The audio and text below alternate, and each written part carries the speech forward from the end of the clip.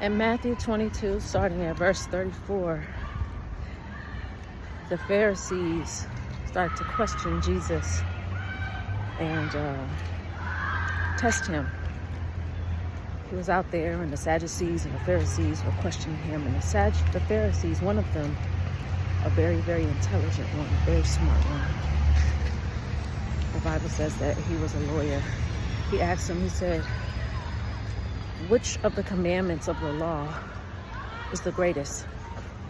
And Jesus said, well, the greatest one is to love the Lord your God with all your heart, all your soul, all your mind.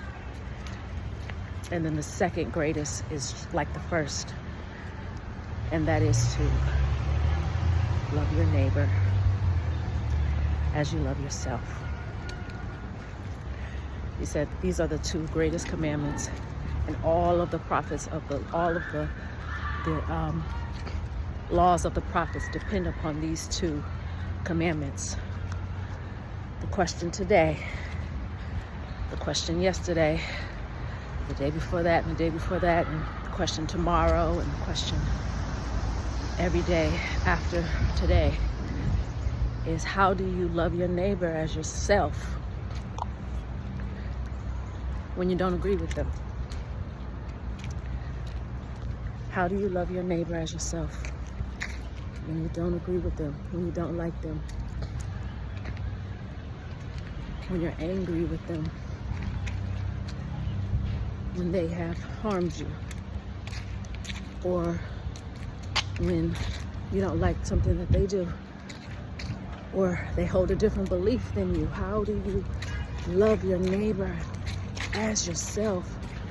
My God, how do we love ourselves when we have disappointment? How do we love ourselves when we have unforgiveness of ourselves? How do we love one another? Everything that God is doing right now, everything that He's doing, everything that He's always doing, ever doing, is trying to reconcile us back to Him. Everything. I know that many people are disappointed. There are many people who are angry. There are many people who are sad. There are many people who are glad. There are many people who are comfortable. There are many people who are content. My prayer is that we don't miss it, that we don't miss the point of it. Love is the point of it all. It's the point of it. In every situation, in every circumstance, whenever there's conflict, whenever there's disagreement, that is an opportunity for us to practice love. True love, real love. What does real love mean? It doesn't mean that you can't hold people accountable. It doesn't mean that you don't tell the truth and shame the devil. It doesn't mean that you don't have hard conversations. It doesn't mean that you don't establish boundaries. But what does it mean? What does it look like to love my neighbor as I love myself, in a time when it's so easy to have division and have conflict and to not even want to be around people? How do we do it, Lord? So don't miss it. Don't miss it. In the conflict, don't miss it. In your despair, don't miss it. In your sadness, don't miss it. In your anger and your rage, don't miss it.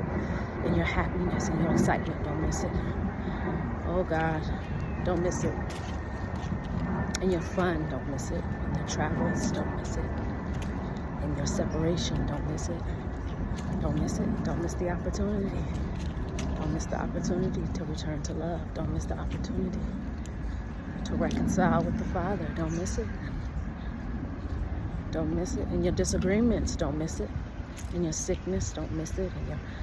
In your drama, don't miss it. In your love, don't miss it. In your bed, don't miss it. In their bed, don't miss it. In that drink, don't miss it. Don't miss it. Don't miss it. We have such an opportunity now more than ever. We have such an opportunity now more than ever. And the Father loves us so much. He gives us chance after chance after chance not to miss it. it's gonna be even more in our face now, that opportunity to practice that commandment.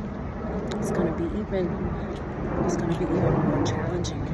But that means the opportunity is greater for us not to miss it. What are we not missing? Oh my goodness. That love. That's all it's about. That's all it was ever about. That's all it's ever about. That's the only point.